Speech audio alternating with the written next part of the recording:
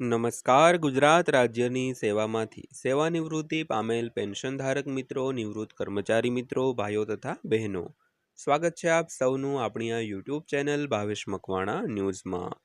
તો પેન્શનર મિત્રો, આજના વિડીયોની અંદર આપણે ખૂબ સરસ મજાની ચર્ચા કરવાના છીએ, જેમાં ગુજરાત રાજ્યના પેન્શનરોને 18 મહિનાના બાકી ડીએ એરિયર્સને લઈને સરકારે કરી છે મોટી જાહેરાત.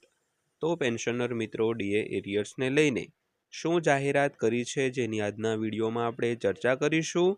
તો જો તમે પેન્શનર હો તો ફટાફટ વિડીયો ચેક કરી લેજો, કારણ કે માહિતી તમારા માટે ખૂબ જ ઉપયોગી અને ખૂબ જ જાણવા જેવી છે. તો શરૂ કરીએ આજનો આ વિડીયો. તો સૌથી પહેલાં વાત કરીએ તો 8મા પગાર પંચની આસપાસની સૌથી મોટી ચર્ચાઓમાંની એક છે કે શું કેન્દ્ર સરકારના કર્મચારીઓના પગારમાં મોટો વધારો થશે. તો તાજેતરના મહિનાઓમાં ઘણા અહેવાલો અને સોશિયલ મીડિયા ચર્ચાઓમાં દાવો કરવામાં આવ્યો હતો કે ફિટમેન્ટ ફેક્ટર 3.83 સુધી વધી શકે છે, તો જેને કારણે પગાર લગભગ 3 ગણો થવાની અપેક્ષા છે. જો કે નવીનતમ નાણાકીય ગણતરીઓ સૂચવે છે કે વર્તમાન આર્થિક પરિસ્થિતિઓમાં આટલો મોટો વધારો વ્યવહારુ ન હોઈ શકે. તો ખાસ કરીને જે 8મા પગાર પંચની ચર્ચાઓ હાલમાં ચાલુ છે, તેમાં સૌથી મોટી એક ચર્ચાનો જો પોઈન્ટ હોય તો તે છે ફિટમેન્ટ ફેક્ટર અને કર્મચારીઓના પગાર તેમજ પેન્શનરોના પેન્શનમાં મોટો વધારો થવાનો છે.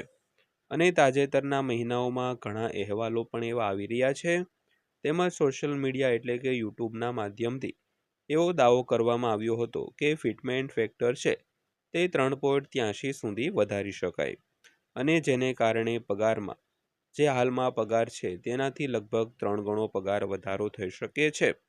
જોકે નવીનતમ નાણાકીય ગણતરીઓ તે પણ સૂચવે છે કે વર્તમાન આર્થિક પરિસ્થિતિઓમાં આટલો મોટો વધારો છે તે વ્યવહારુ ન હોઈ શકે, કારણ કે આટલો મોટો વધારો કરે તો સરકારની નાણાકીય પરિસ્થિતિ પણ જવાબદાર હોય, તો તેને લીધે આટલો મોટો વધારો છે તે કદાચ શક્ય પણ ન હોઈ શકે.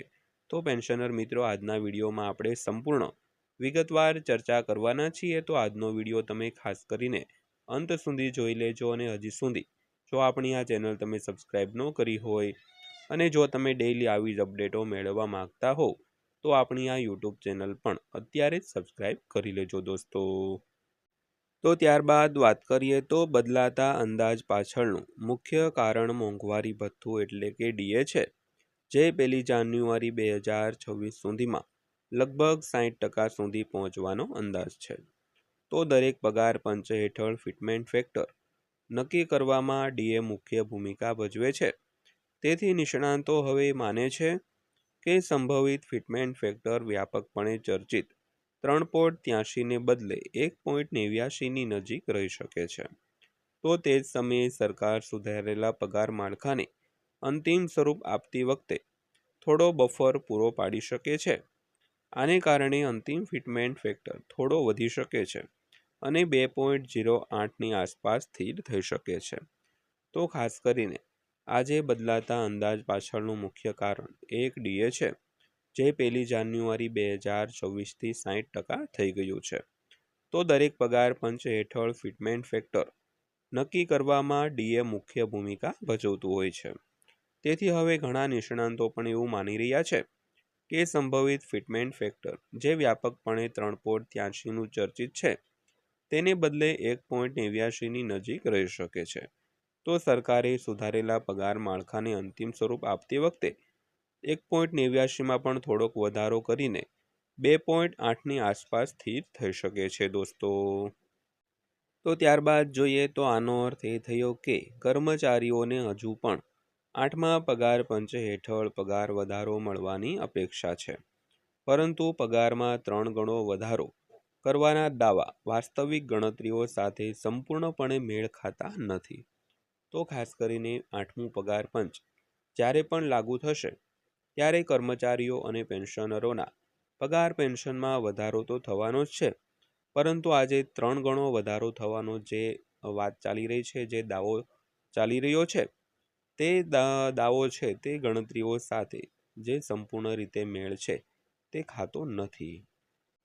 તો ત્યારબાદ વાત કરીએ તો 8મા પગાર પંચના પગાર સુધારા સંબંધિત મુખ્ય મુદ્દાઓ વિશે. તો સૌથી પહેલો મુદ્દો, જાન્યુઆરી 2026 સુધીમાં મોંઘવારી ભથ્થું એટલે કે ડીએ 60% સુધી પહોંચવાની ધારણા છે. તો ડીએને સુધારેલા મૂળ પગારમાં મર્જ કરવામાં આવશે તેવી પણ શક્યતાઓ છે. તો અંદાજિત ફિટમેન્ટ ફેક્ટર હાલમાં 1.89ની આસપાસ છે મિત્રો. તો સરકાર તેને 2.08 સુધીના બફર સાથે વધારી શકે છે અને 3.83નું ફિટમેન્ટ ફેક્ટર હાલમાં મુશ્કેલ લાગે છે. તો નવા પગાર માળખામાં મર્જ થયા પછી ડીએ 0 થઈ જશે. તેમજ કર્મચારીઓને એરિયર્સ, એચઆરએ રિવિઝન અને ભથ્થા દ્વારા પણ લાભ મળી શકે છે. તો ખાસ કરીને 8મા પગાર પંચ સંબંધિત આ મુખ્ય આપણે 6-7 મુદ્દાની વાત કરી તેમ જાન્યુઆરી 2026 સુધીમાં ડીએ 60% થઈ ગયું છે અને ડીએ છે તે સુધારેલા મૂળ પગાર સાથે મર્જ કરવામાં આવે તેવી પણ શક્યતાઓ રહી છે અને અંદાજિત ફિટમેન્ટ ફેક્ટર પણ હાલમાં 1.89ની આસપાસ છે. તેમજ સરકાર તેને વધારીને 2.08 સુધી વધારી શકે છે, પરંતુ જે 3.83નું ફિટમેન્ટ ફેક્ટર છે તે હાલમાં ખૂબ જ મુશ્કેલ લાગે છે અને નવા પગાર માળખામાં મર્જ થયા પછી ડીએ 0 થઈ જશે અને કર્મચારીઓને એરિયર્સ, એચઆરએ રિવિઝન અને અન્ય ભથ્થા દ્વારા પણ લાભો છે તે મળી શકે છે દોસ્તો. ત્યારબાદ વાત કરીએ તો 60% ડીએ એ આખી ગણતરી કેમ બદલી નાખી. તો નવા પગાર માળખાને અસર કરતું સૌથી મોટું પરિબળ મોંઘવારી ભથ્થુંનો સ્તર છે. તો 7મા પગાર પંચના અમલીકરણ દરમિયાન મોંઘવારી ભથ્થું લગભગ 125% સુધી પહોંચી ગયું હતું. તો તે સમયે ફુગાવો ખૂબ જ ઊંચો હોવાથી સરકારે વધતા જીવન ખર્ચને સંતુલિત કરવા માટે 2.57ના ફિટમેન્ટ ફેક્ટરની મંજૂરી આપી હતી. જોકે આ વખતે જાન્યુઆરી 2024 સુધીમાં અંદાજિત ડીએ 60%ની આસપાસ રહેવાની ધારણા છે, જે અગાઉના પગાર પંચના સમયગાળા કરતાં નોંધપાત્ર રીતે ઓછું છે, કારણ કે ફુગાવાની અસર અગાઉના ચક્રની તુલનામાં ઓછી છે અને નિષ્ણાંતો માને છે કે અત્યંત ઊંચા ફિટમેન્ટ ફેક્ટરની શક્યતા નોંધપાત્ર રીતે ઘટી ગઈ છે દોસ્તો. ત્યારબાદ વાત કરીએ તો પગાર વધારો થવાની શક્યતા પણ વાયરલ દાવા જેટલો ઊંચો નહીં. તો ભલે અંતિમ ફિટમેન્ટ ફેક્ટર અપેક્ષાઓ કરતાં ઓછું રહે, છતાં કેન્દ્ર સરકારના કર્મચારીઓને 8મા પગાર પંચ હેઠળ નોંધપાત્ર પગાર વધારો મળવાની શક્યતા છે.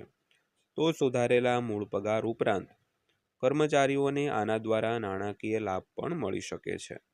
તો સૌથી પહેલાં અમલીકરણ પછીની બાકી રકમ એટલે કે ડીએ એરિયર્સ, તેમજ ઉચ્ચ મકાન ભાડું ભથ્થું એટલે કે એચઆરએ ભથ્થું, તેમજ સુધારેલા ભથ્થા અને પેન્શન સંબંધિત લાભો. તો ખાસ કરીને જ્યારે પણ પગાર વધારો થશે ત્યારે આ જે 4 મુદ્દા છે તે દરેક કર્મચારીઓને, પેન્શનરોને મળવાપાત્ર રહેશે. તેના લીધે પણ તેમને યોગ્ય નાણાકીય લાભો છે તે પ્રદાન થશે. તો પેન્શનર મિત્રો, આ હતી આજની માહિતી પસંદ આવી હોય, વિડીયો સારો લાગ્યો હોય તો વિડીયોને એક લાઇક કરજો અને આવા જ વિડીયો રોજે રોજ જોવા માટે આપણી આ ચેનલ સબસ્ક્રાઈબ કરી લેજો. તો ફરીવાર પાછા મળીશું એક નવા વિડીયો સાથે, નવી માહિતી સાથે. ત્યાં સુધી સૌને જય હિન્દ, વંદે માતરમ.